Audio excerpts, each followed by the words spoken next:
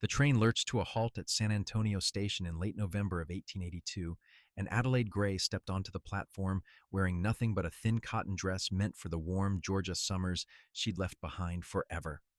She clutched her single carpet bag tighter as the bitter Texas wind cut through the worn fabric like a knife, and she realized with growing dread that she'd made a terrible miscalculation.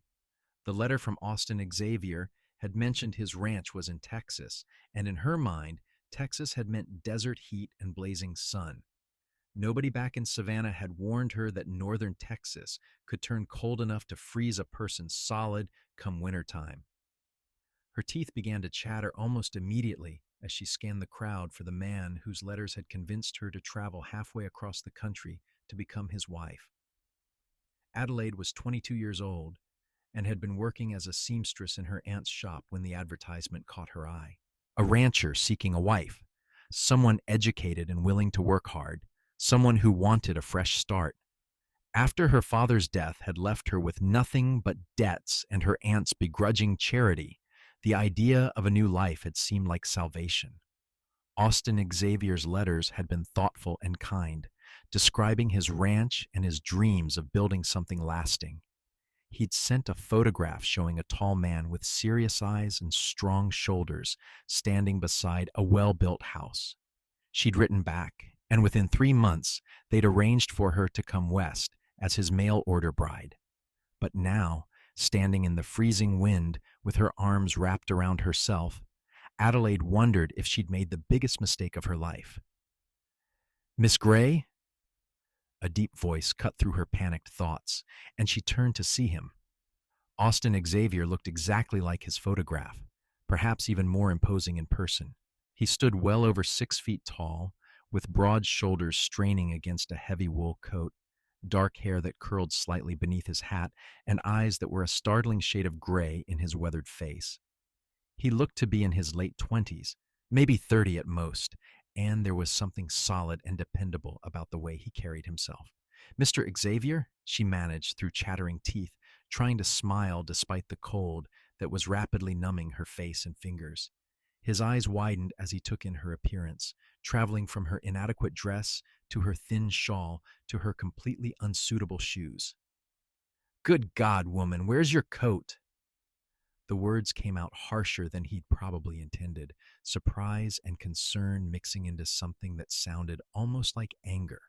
"I don't have one," Adelaide admitted, her voice small. "I thought Texas would be warm. Everyone always talks about how hot it is, and I couldn't afford new clothes anyway, so I just brought what I had." Austin didn't say another word. He simply shrugged out of his heavy sheepskin coat and wrapped it around her shoulders before she could protest. The coat was enormous on her, hanging down past her knees, and it held the warmth of his body, along with the scent of leather and sage and something indefinably masculine. Adelaide pulled it tighter around herself, relief flooding through her as the thick wool and soft sheepskin lining began to block the wind. "Thank you," she whispered, looking up at him. He stood there in just his vest and shirt now, seemingly unbothered by the cold that had been destroying her moments before. "We need to get you somewhere warm," Austin said, picking up her carpet bag with one hand and placing his other hand gently on her back to guide her toward a wagon. "The ranch is about an hour's ride from here. Can you make it that long?" Adelaide nodded, though in truth she wasn't certain.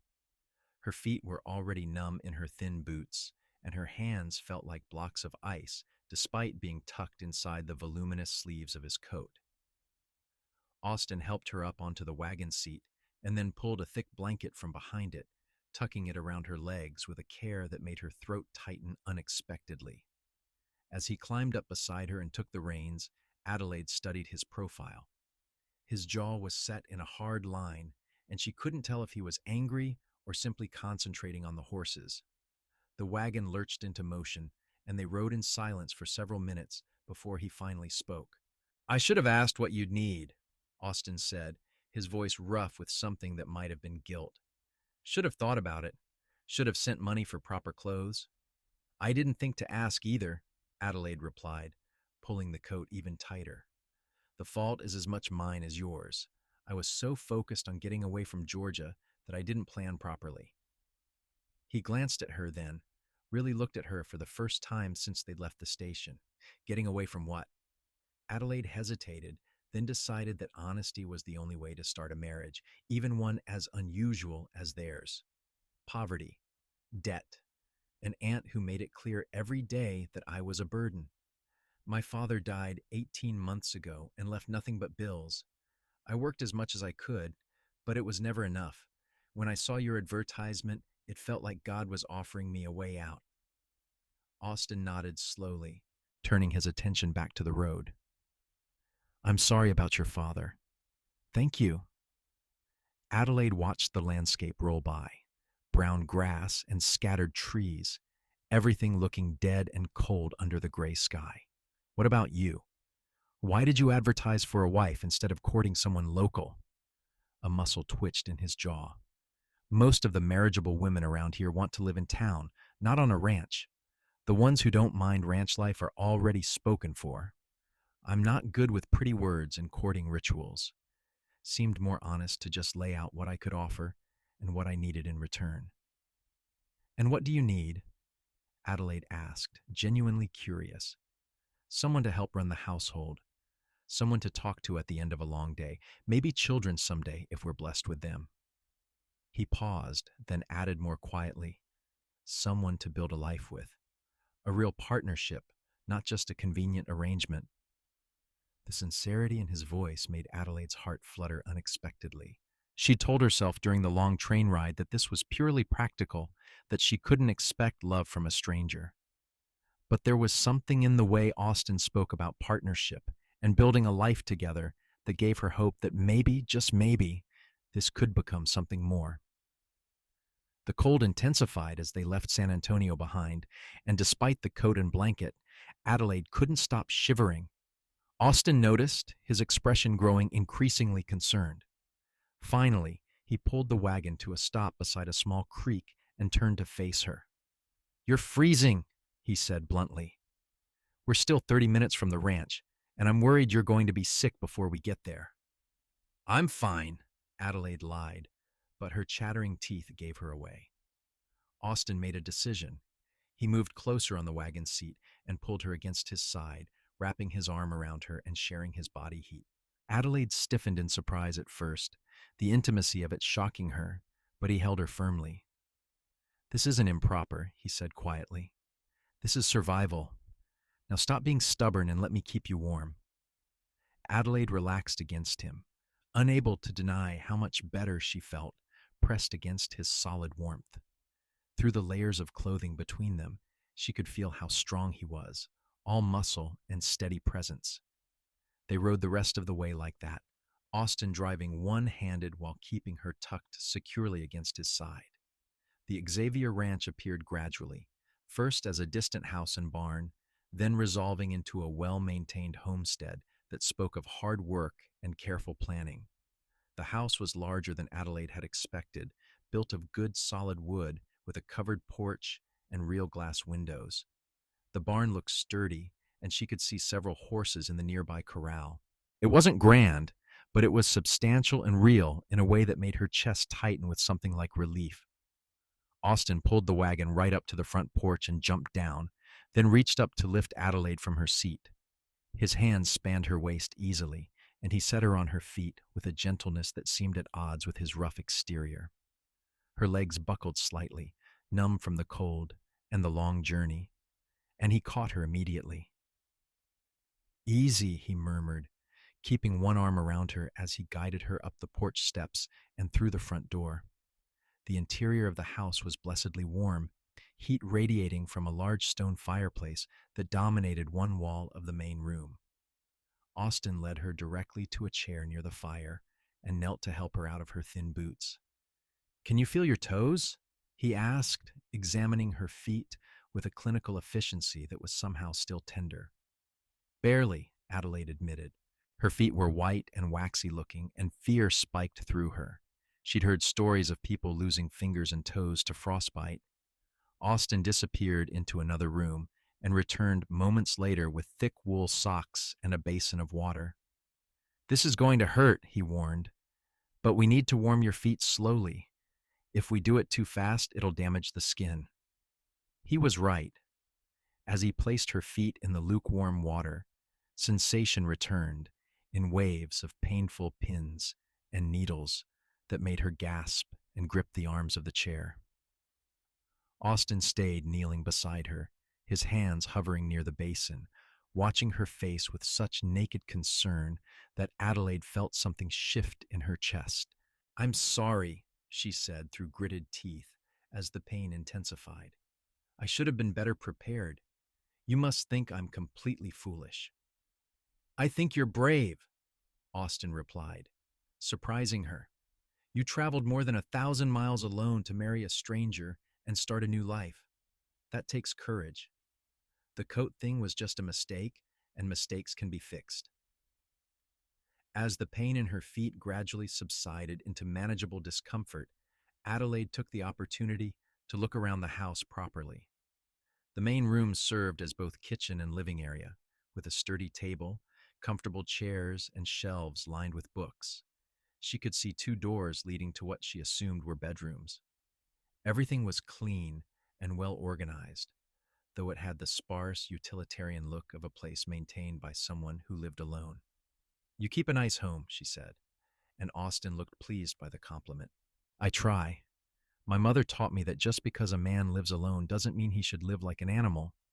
He carefully lifted her feet from the basin and dried them with a soft cloth, then helped her into the wool socks. "How do they feel?" "Much better. Thank you." Adelaide flexed her toes experimentally, relieved to find everything working properly. "Your mother sounds like a wise woman. Does she live nearby?" A shadow crossed Austin's face. "She died 6 years ago. Fever took her in the space of a week. My father went 2 years after that. His heart just gave out one day while he was mending fence." "I'm so sorry," Adelaide said softly, reaching out to touch his arm. "So you've been running this ranch alone for 4 years?" "More or less. I have 2 ranch hands who live in the bunkhouse out back. Good men, reliable. They help with the cattle and the heavy work. But the house has been empty, except for me, and I got tired of the silence." He stood up, putting some distance between them, as if realizing how vulnerable he'd just been. "I should show you the rest of the place, and we need to figure out what to do about clothes for you." Adelaide stood, steadier now, and followed him as he showed her through the house. The first bedroom was clearly his, with a large bed and masculine furnishings. The second bedroom was smaller but comfortable, with a bed frame but no mattress. "I thought we could set this up for you," Austin said, standing in the doorway. "I know we're supposed to be married, but I figured you'd want your own space until we got to know each other better. I can bring in the mattress from the bunkhouse spare room." Adelaide felt a wave of gratitude for his consideration. She'd been dreading the wedding night, the expectation that she'd immediately have to share a bed with this stranger. "That's very thoughtful. Thank you." "We'll go into town tomorrow and see about getting you proper clothes," Austin continued, leading her back to the main room. "There's a general store that should have what you need, and if they don't, there's a seamstress who can make things.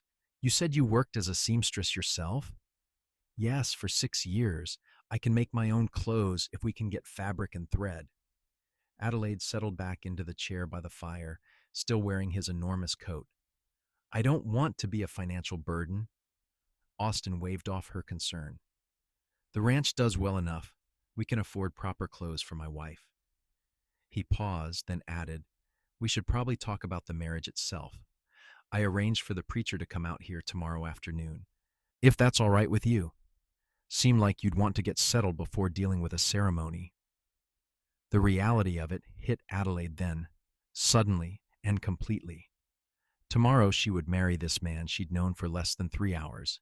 She'd pledged herself to him through letters, but letters couldn't capture the reality of a person, the way they moved and spoke and looked at you. As if sensing her panic, Austin crouched down beside her chair so they were at eye level. "I know this is strange," he said quietly. "I know you're probably scared, but I meant what I said in my letters. I'm looking for a partner, Adelaide. Someone to share my life with. I don't expect you to love me right away, but I hope that maybe over time We can build something real together. Adelaide studied his face, the honest gray eyes and the weathered skin and the way his mouth quirked slightly when he was nervous. I hope so too, she said finally. I want this to work, Austin. I want to make a good life here. Then we'll figure it out together. He stood up and moved toward the kitchen area. You must be starving. Let me make us some dinner. As Austin cooked, Adelaide watched him move around the kitchen with surprising competence. He put together a simple but hearty meal of beef stew and fresh bread, and they ate at the table as the last light faded from the windows. They talked carefully, getting to know each other in fits and starts, sharing stories about their childhoods and their families and their hopes for the future. Austin told her about building up the ranch from almost nothing after his father died, about the hard years when the cattle prices dropped and he'd nearly lost everything, about the satisfaction of finally turning a real profit last year.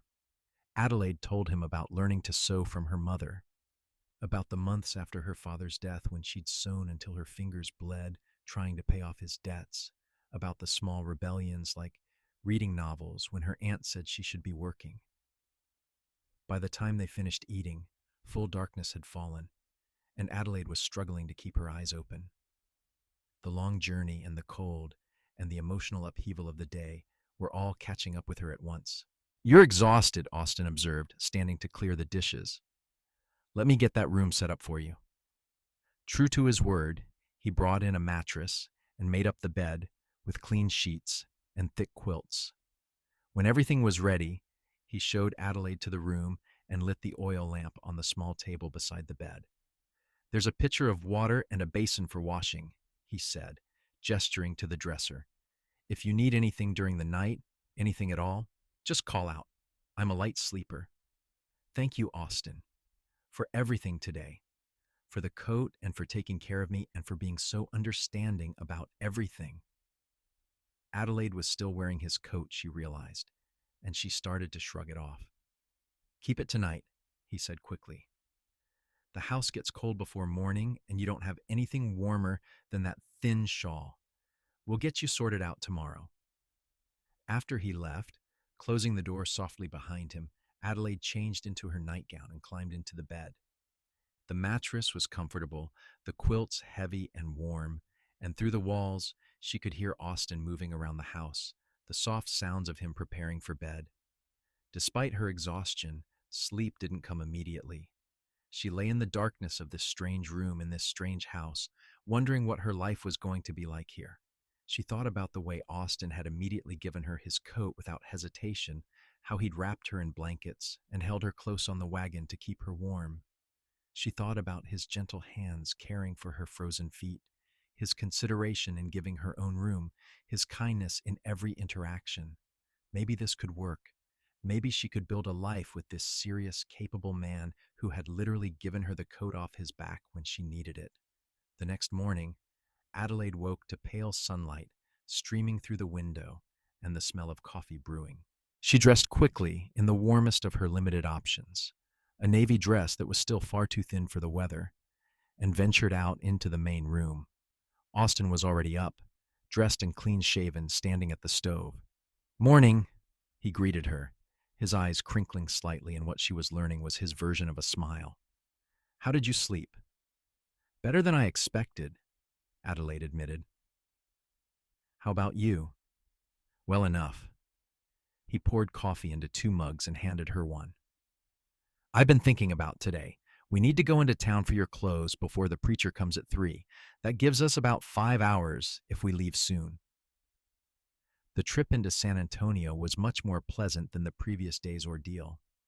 Adelaide wore Austin's coat again, and with the sun shining and her body recovered from yesterday's ordeal, she could actually appreciate the landscape. Austin kept up a steady stream of conversation, pointing out landmarks and telling her about the area. The general store was warm and well stocked, and Adelaide felt a surge of relief when she saw they had ready-made coats for women.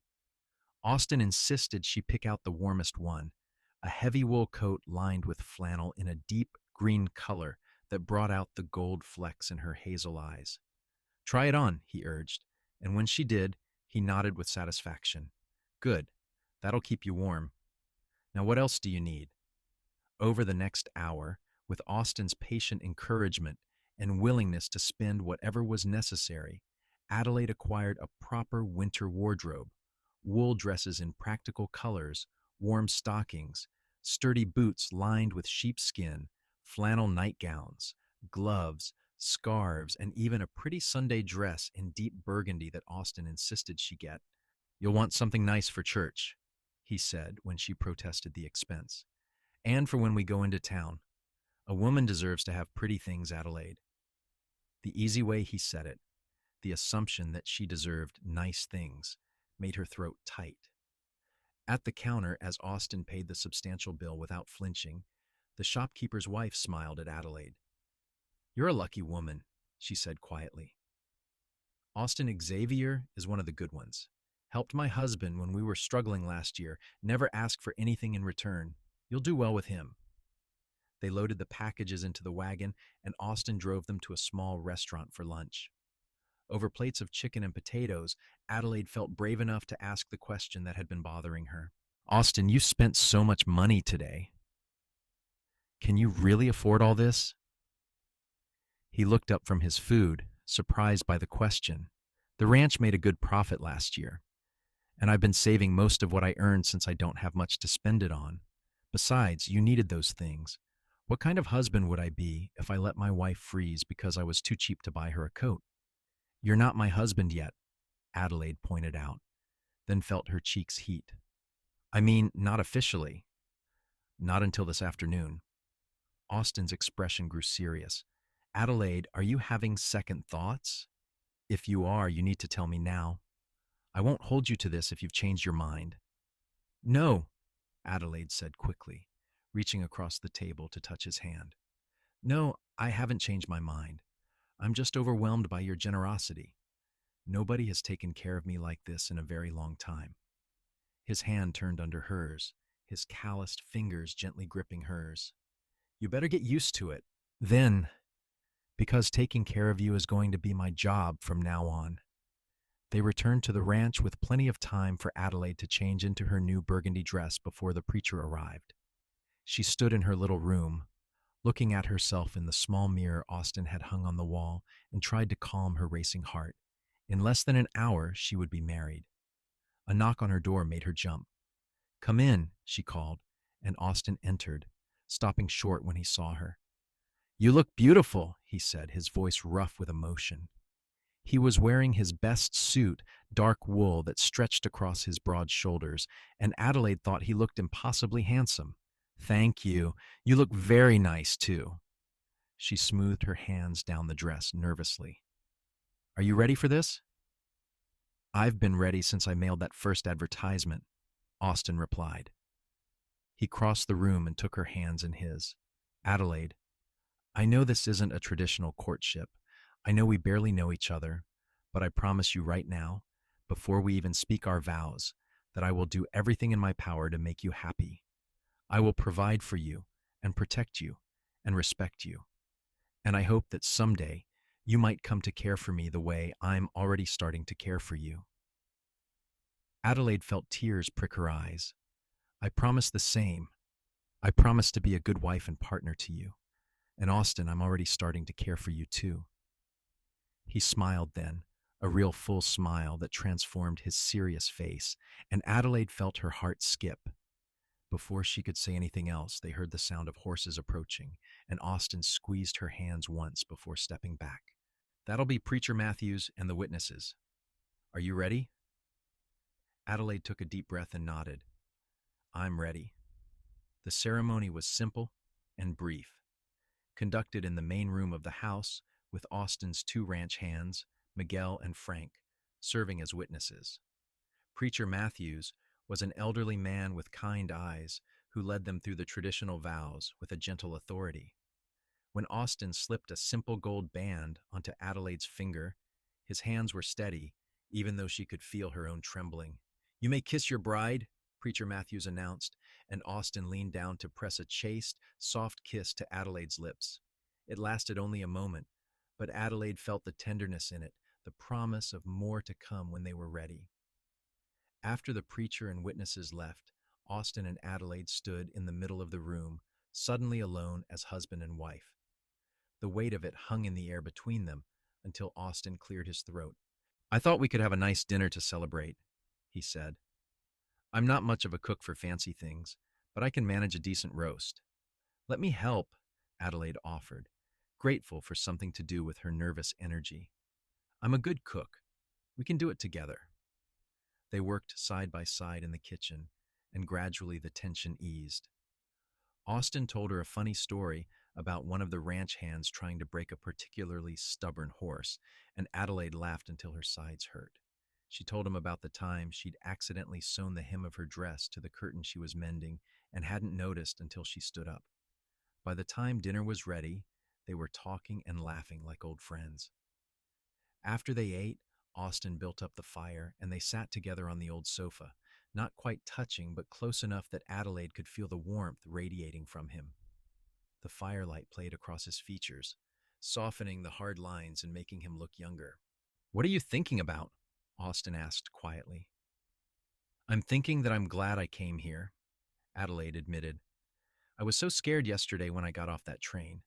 But now, being here with you, I think maybe I made the right choice. I'm glad you came too." Austin shifted slightly closer, his arm coming to rest along the back of the sofa behind her. "Adelaide, about tonight. I meant what I said about you having your own room.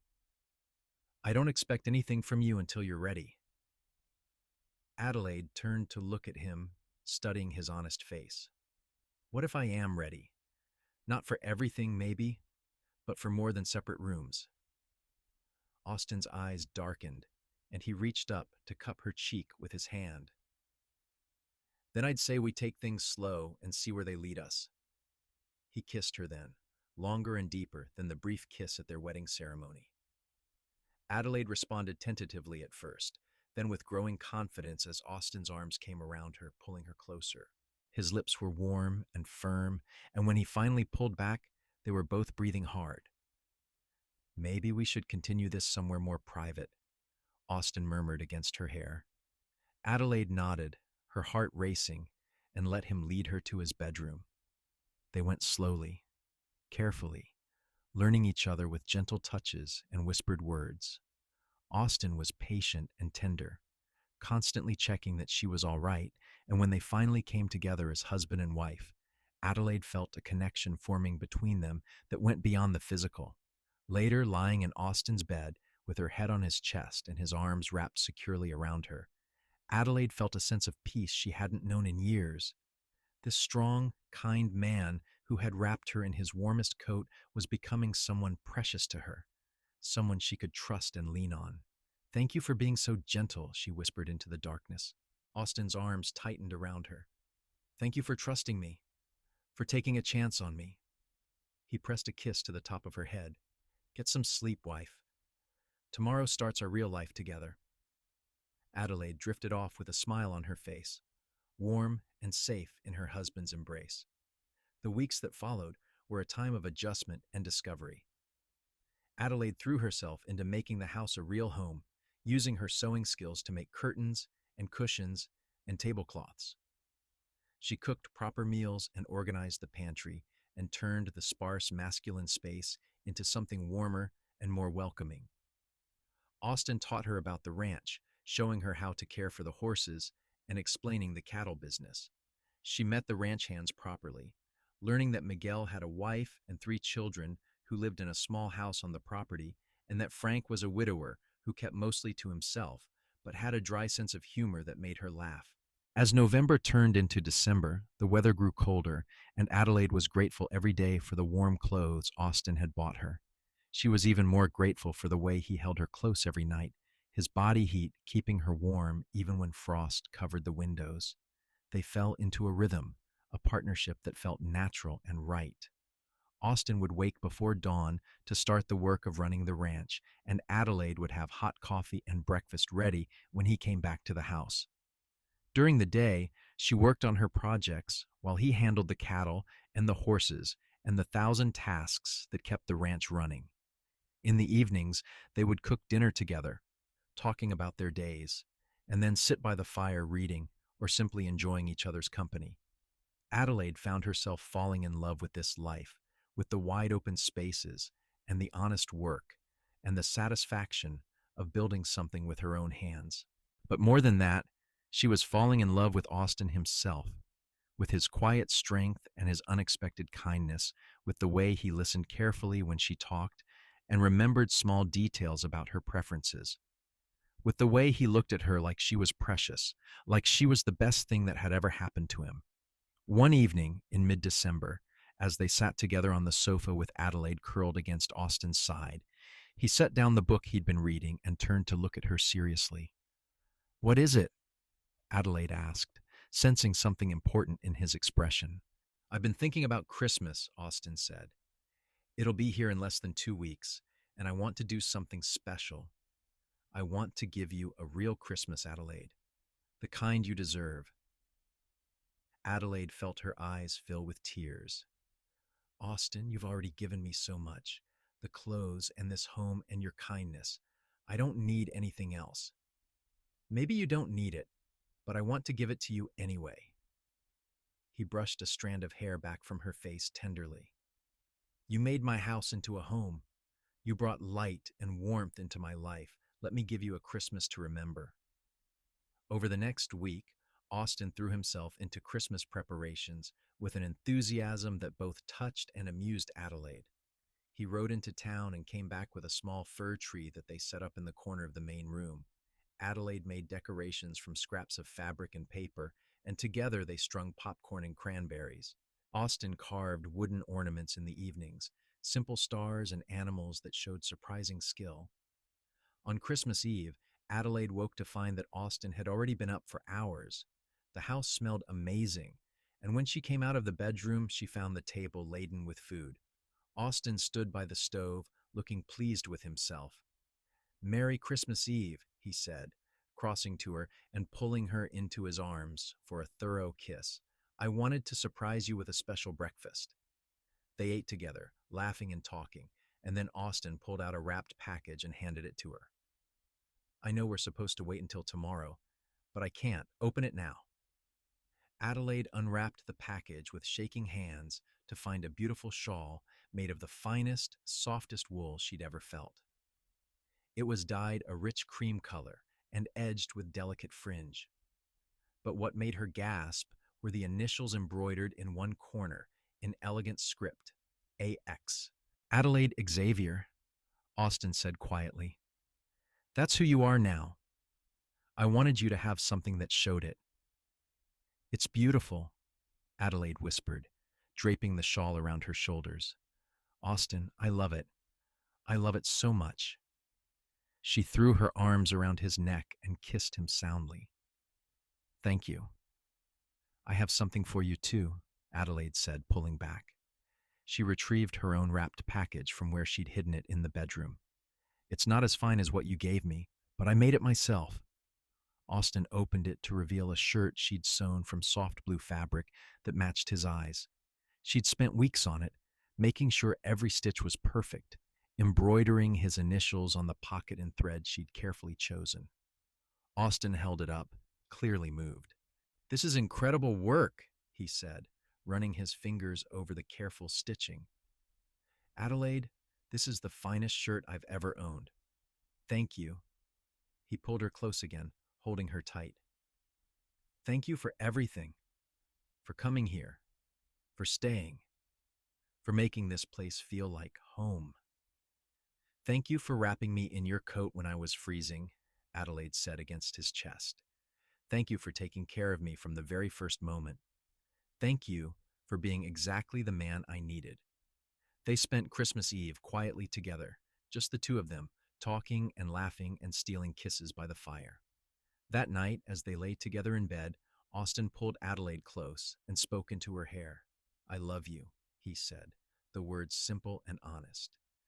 "I think I started falling in love with you the moment you stepped off that train looking like a half-frozen kitten, but I know for certain now. I love you, Adelaide." Adelaide's heart swelled until she thought it might burst. She turned in his arms so she could see his face, could see the truth of his words written in his eyes. "I love you too, Austin. I love you so much." They came together then with a passion and tenderness that took Adelaide's breath away, showing each other with their bodies what words couldn't fully express. When they finally fell asleep, tangled together under the warm quilts, Adelaide felt a happiness so complete it almost frightened her. Christmas Day dawned cold and clear, and they woke early to attend church services in town. Adelaide wore her burgundy dress and her new shawl, and Austin wore the shirt she'd made him. She noticed the admiring glances from other women in the church, but Austin only had eyes for her, holding her hand throughout the service and looking at her like she was the only person in the room. After church, they were invited to share Christmas dinner with Miguel and his family. His wife Rosa was warm and welcoming, and their 3 children were delightful, ranging from a serious 8-year-old boy to a mischievous 4-year-old girl. Adelaide helped Rosa prepare the meal while Austin played with the children, and watching him laugh and joke with them, she felt a yearning for children of their own. As they rode home that evening through the cold December darkness, Adelaide broached the subject carefully. "You're good with children. Miguel's kids adore you." "They're great kids," Austin agreed. "Miguel and Rosa have done a fine job raising them." He glanced at Adelaide, understanding dawning in his eyes. "Are you asking me if I want children of our own?" "Do you?" Adelaide held her breath. "More than anything," Austin said softly, "I want a house full of children with your smile and your kindness. I want to teach our sons to ride and rope and take care of the land. I want to watch our daughters grow up strong and smart like their mother. If God blesses us with children, Adelaide, I'll be the happiest man alive." Adelaide felt tears slip down her cheeks, happy tears that Austin wiped away with his thumb when they arrived home. "Then let's hope we're blessed," she whispered, and Austin kissed her so tenderly that more tears fell. The winter passed in a blur of happiness. Adelaide settled fully into ranch life, learning everything Austin could teach her and contributing her own skills and ideas. She started a vegetable garden, planning for spring, and began raising chickens for eggs. She made friends with Rosa and with some of the women in town, building a community for herself. But the best part of every day was the time she spent with Austin. Their love deepened with each passing week, growing from the initial attraction and affection into something solid and unshakable. They learned each other's moods and quirks, learned how to fight fair when they disagreed, learned how to support each other through difficult days. In February, during a particularly cold spell, one of the ranch hands got injured and needed help. Adelaide bundled up in her warm coat and boots and went out to assist, holding the man steady while Austin set his broken arm. Her calm competence impressed both the injured man and her husband, and afterward Austin pulled her aside. "You're amazing," he said, his voice thick with emotion. "You could have stayed inside where it was warm, but you came out to help without being asked. You're strong and brave, and so much more than I ever dared hope for in a wife." "I love you," Adelaide said simply. "When you love someone, you help them however you can. You taught me that the day you wrapped me in your coat." March brought the first hints of spring, and with it, Adelaide's growing certainty that she was carrying Austin's child. She waited until she was sure before telling him, choosing a quiet evening when they were alone together by the fire. "Austin, I have something to tell you," she began, and he immediately set down what he was doing and gave her his full attention. "What is it? Are you all right?" "I'm wonderful," Adelaide assured him, taking his hands in hers. "Austin, I'm expecting a baby. Our baby. I'm almost certain." The expression on Austin's face was something Adelaide would remember for the rest of her life. Joy and wonder and love all mixed together, transforming his usually serious features into something radiant. He pulled her into his arms carefully, as if she might break, and held her close. "A baby," he whispered against her hair. "We're going to have a baby. Adelaide, you've made me the happiest man in the world." They went to the doctor in town the next week to confirm what Adelaide already knew. She was indeed pregnant, about 2 months along, with the baby expected to arrive in late September or early October. Austin was attentive before, but now he became almost overprotective, constantly worrying about Adelaide doing too much or getting too tired. I'm pregnant, not made of glass. Adelaide protested good-naturedly when Austin insisted on carrying even light loads for her. Women have been having babies and working right up until delivery since the beginning of time. But you're my woman having my baby, Austin countered, pulling her close. And I'm going to take care of you whether you think you need it or not. Adelaide learned to accept his help with grace, recognizing it for what it was, an expression of his love and his desire to protect what was precious to him. And truthfully, as spring turned into summer and her belly began to swell with their child, she was grateful for his support. The pregnancy was relatively easy, with only mild morning sickness in the early months. Adelaide continued her work around the house and garden, adjusting her activities as her body changed.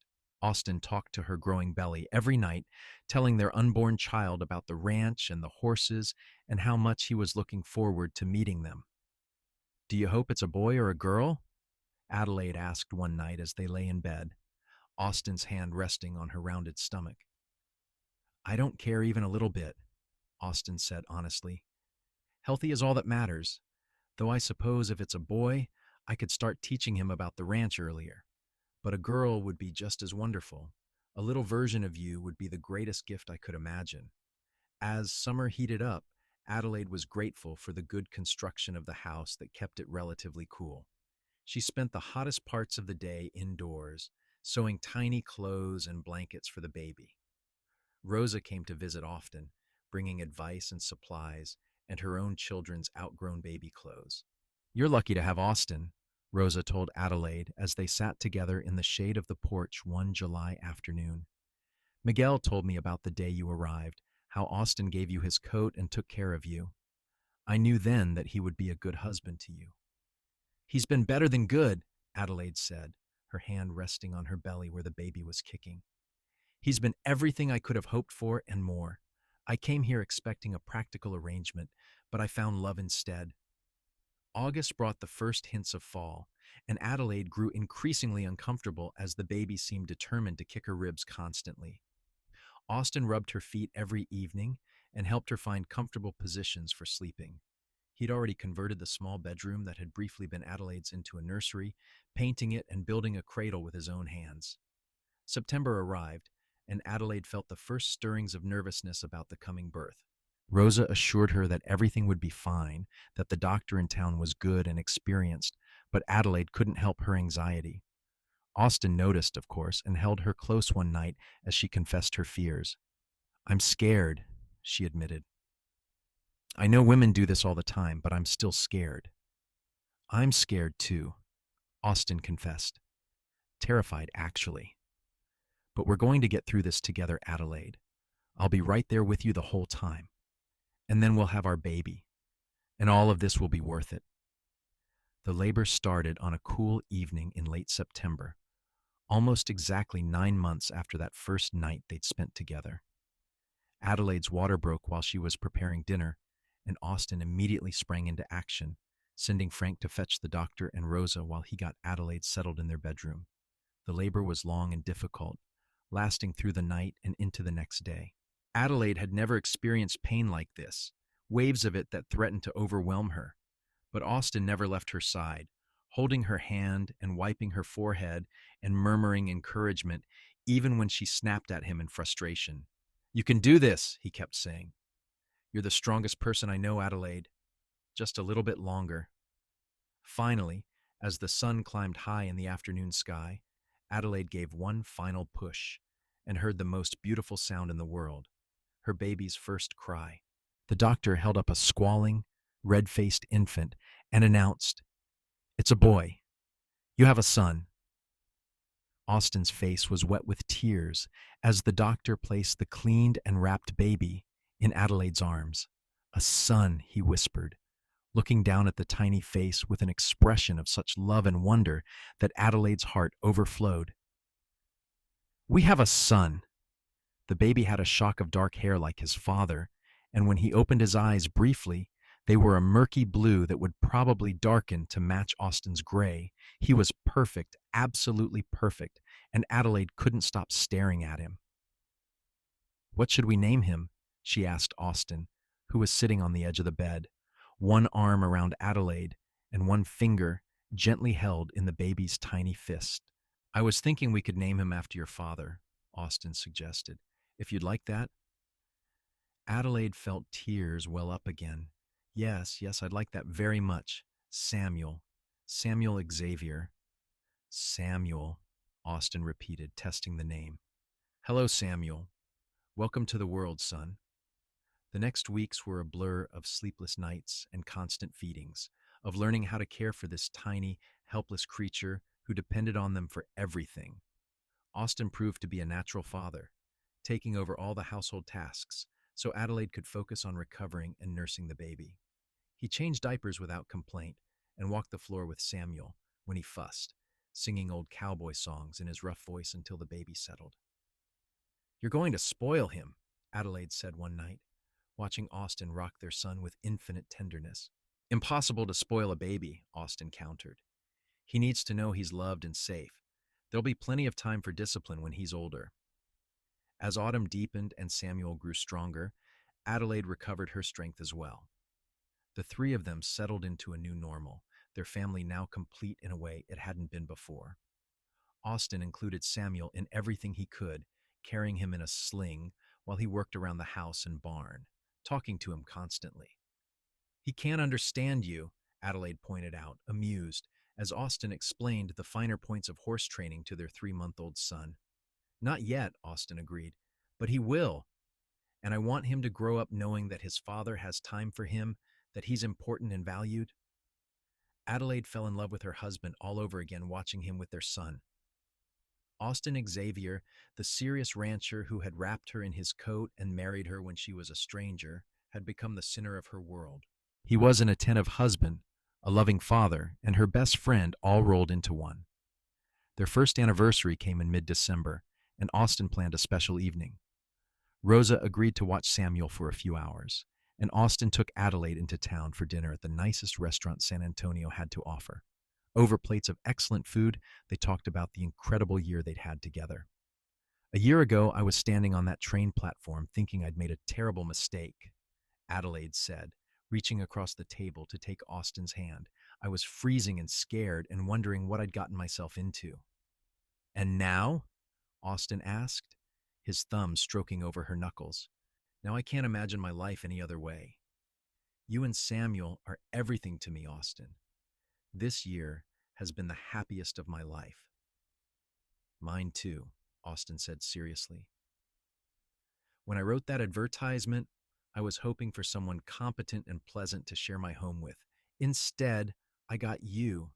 I got a woman who's brave and strong and kind and beautiful. I got love when I was only expecting companionship.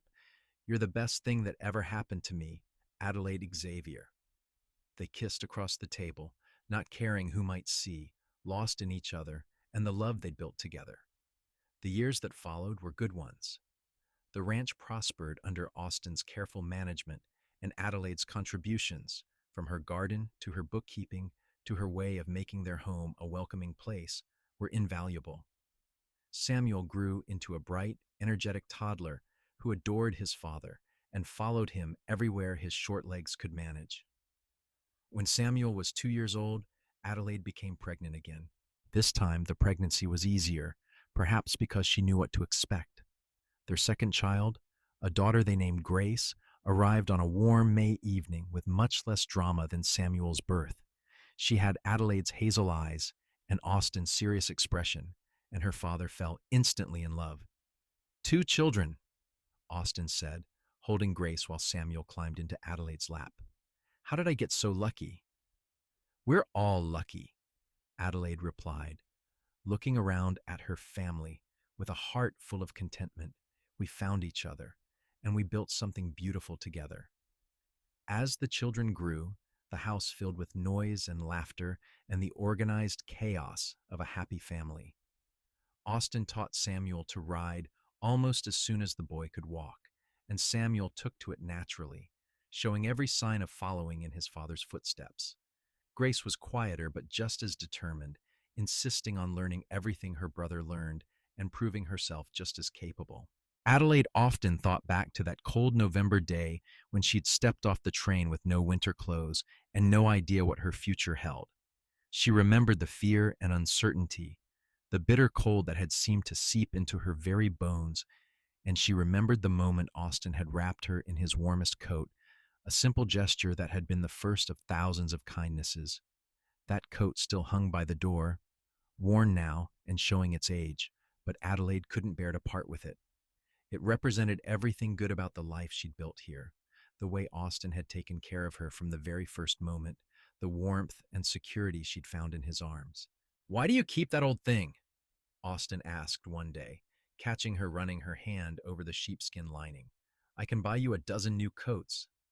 "This coat saved my life," Adelaide said simply. "More than that, it was the first sign that I'd made the right choice in coming here. You didn't hesitate, didn't question. You just took it off and wrapped me up in it because I needed it. That's who you are, Austin. You give everything you have to the people you love, and you've been doing it every day since we met." Austin pulled her into his arms, his chin resting on top of her head.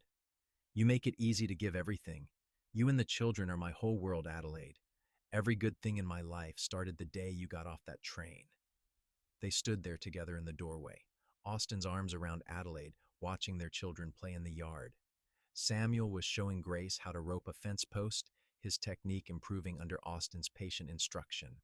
The afternoon sun lit everything with golden light, and Adelaide felt a peace so profound it brought tears to her eyes. This was the life she'd dreamed of during those dark days after her father's death, though she hadn't dared believe it was possible.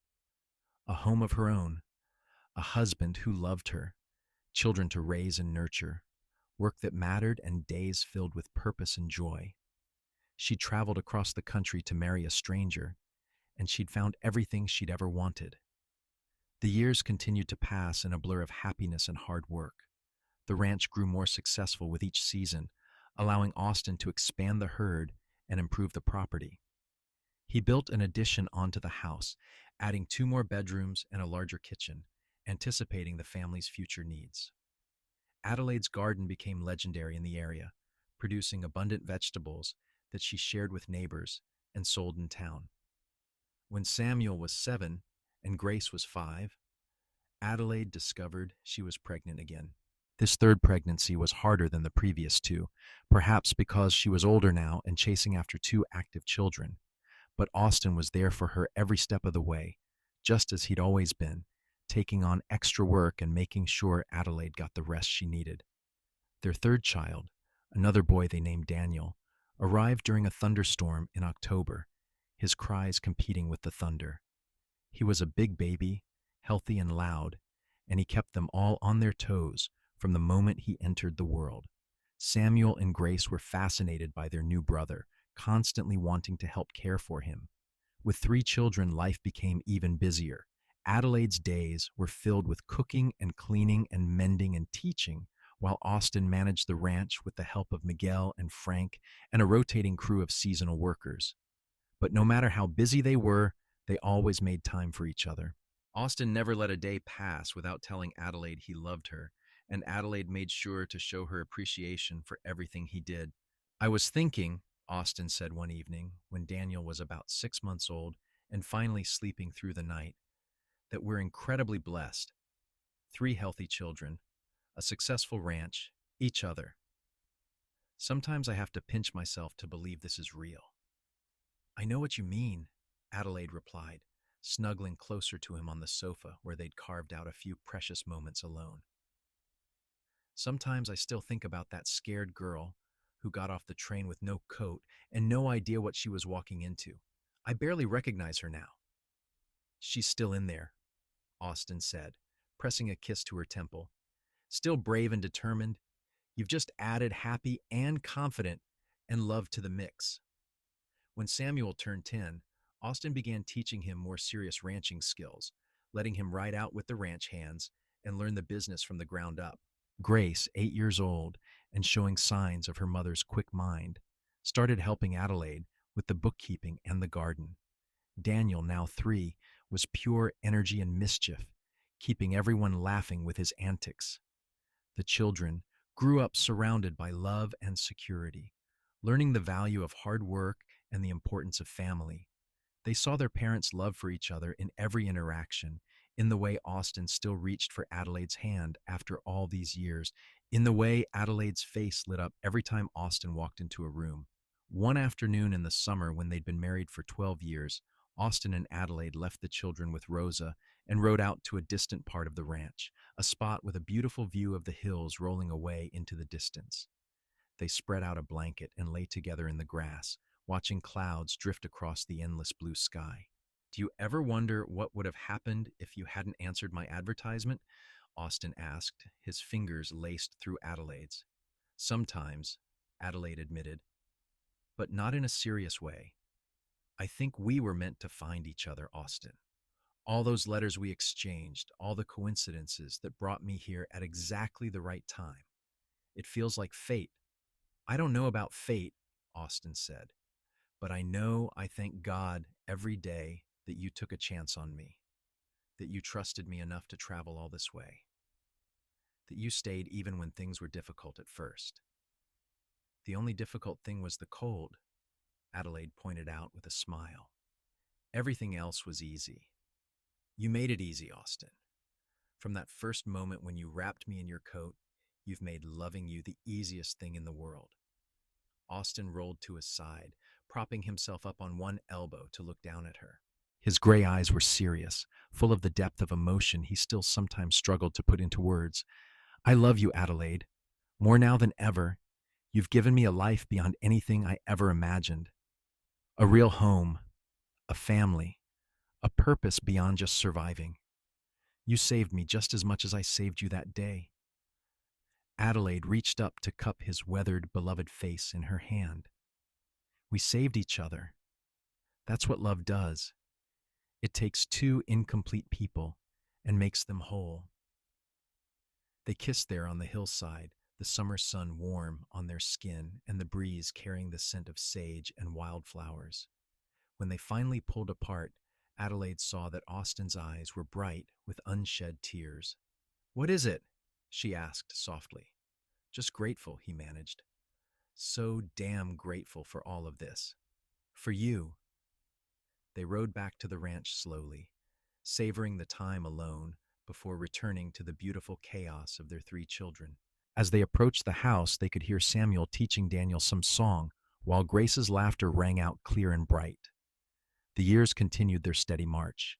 Samuel grew into a capable young man who loved the ranch as much as his father did, learning everything Austin could teach him and developing his own ideas for the future.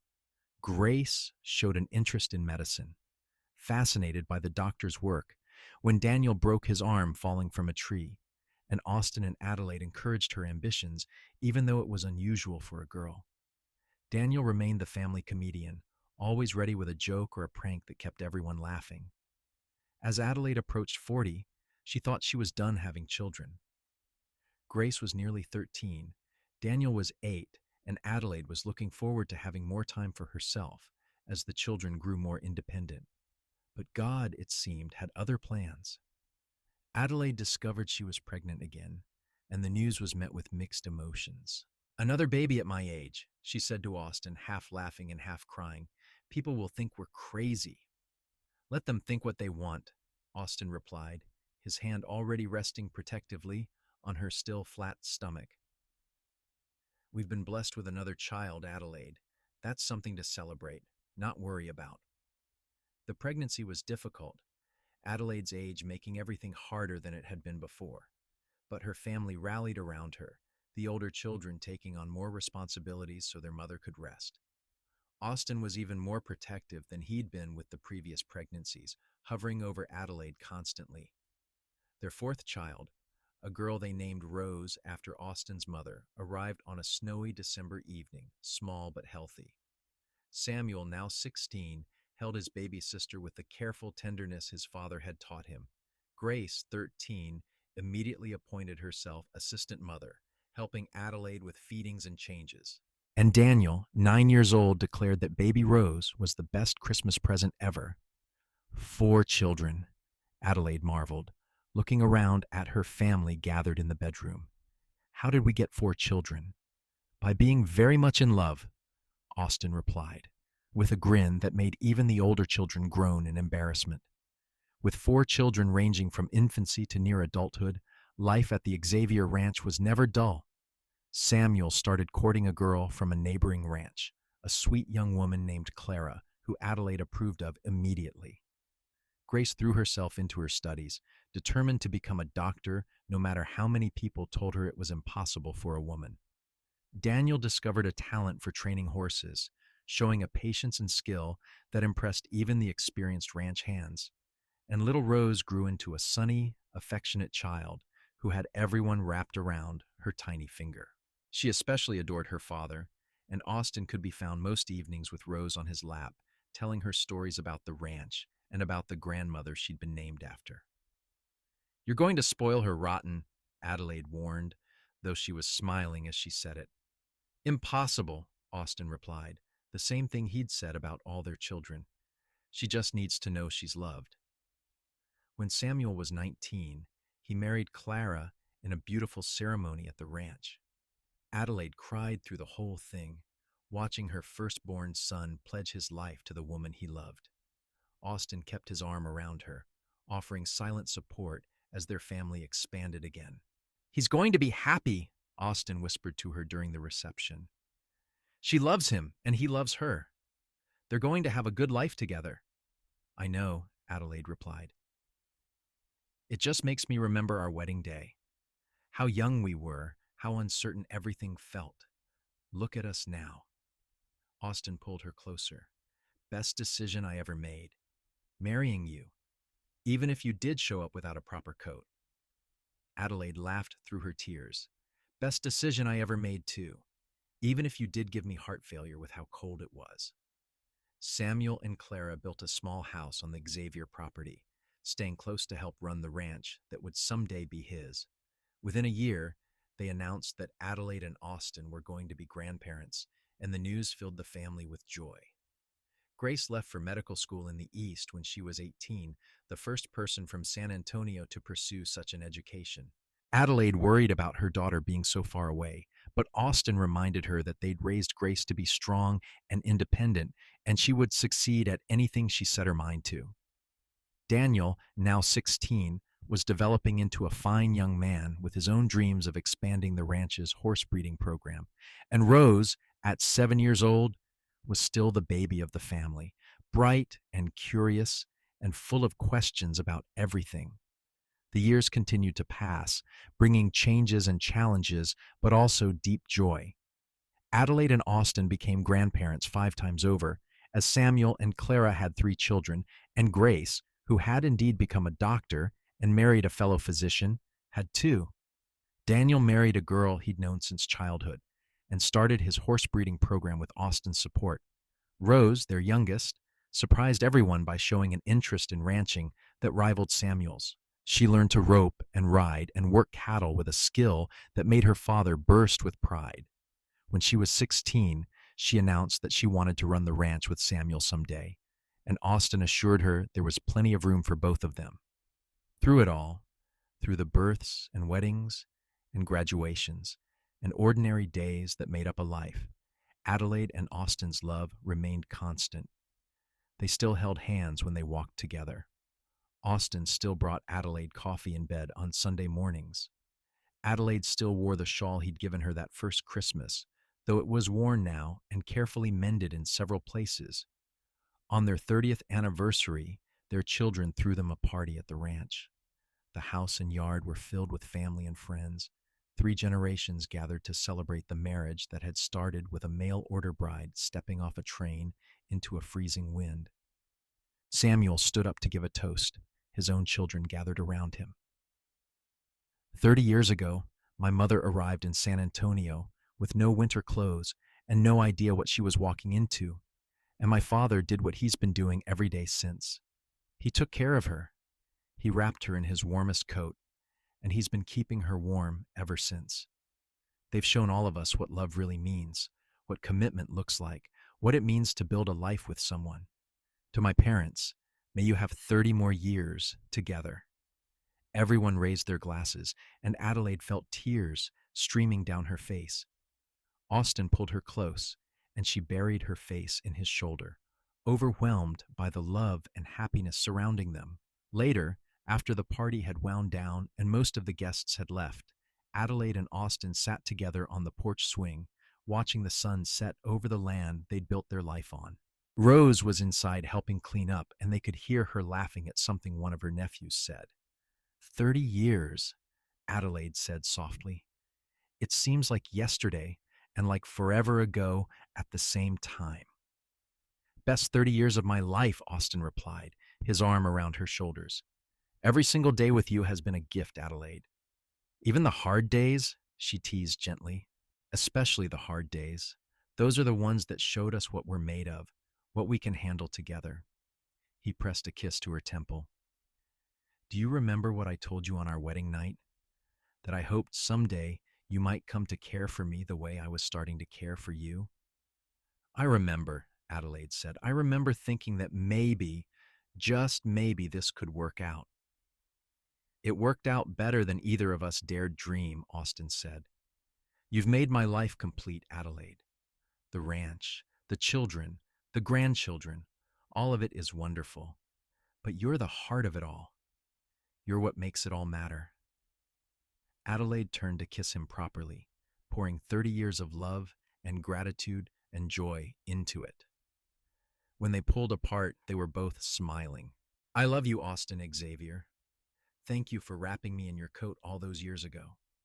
I love you too, Adelaide Xavier.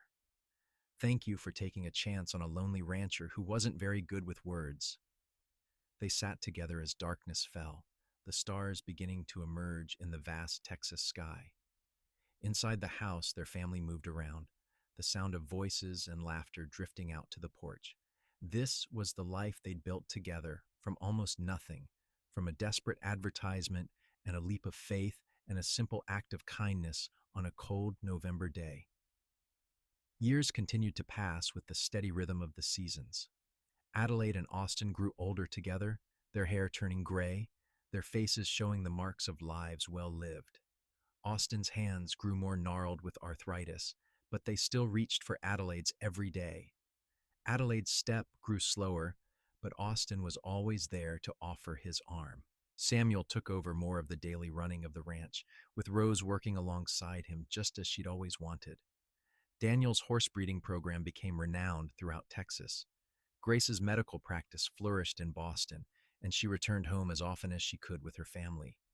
Adelaide became a great-grandmother before her 60th birthday, marveling at how much her family had grown from that scared girl who'd stepped off the train alone. She spent her days in the garden, playing with grandchildren and great-grandchildren, and working on quilts that she made for each new baby born into the family. Austin, now in his mid-60s, officially retired from ranching, handing the reins to Samuel and Rose, though he still liked to ride out and check on things. He spent more time with Adelaide, and they took long walks around the property, reminiscing about the years they'd spent building their life together. One evening, as they sat on the porch watching the sunset as they'd done thousands of times before, Austin reached into his pocket and pulled out something carefully wrapped in paper. He handed it to Adelaide with a smile. "What's this?" she asked, unwrapping it to find a small bundle of letters, yellowed with age.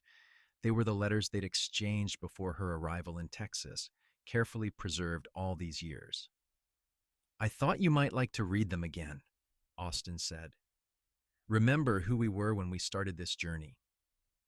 Adelaide opened the first letter, her own handwriting looking impossibly young and uncertain.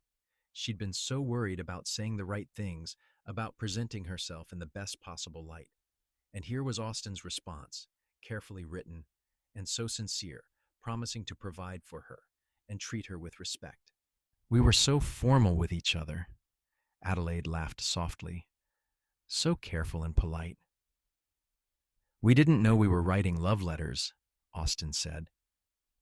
"We thought we were making a business arrangement. But look at what we built from those careful, polite letters." Adelaide looked out at the ranch, at the house they'd expanded and improved over the years, at the barn where grandchildren were currently helping feed the horses, at the garden that had fed 3 generations of her family. She thought about the children they'd raised, the love they'd shared, the life they'd built from nothing but hope and determination and a willingness to take a chance on each other. We built something beautiful, she said, reaching for Austin's hand. We built a legacy that will outlast us both. We did, Austin agreed, bringing her hand to his lips to kiss it gently. And it all started because you got on that train, and I gave you my coat.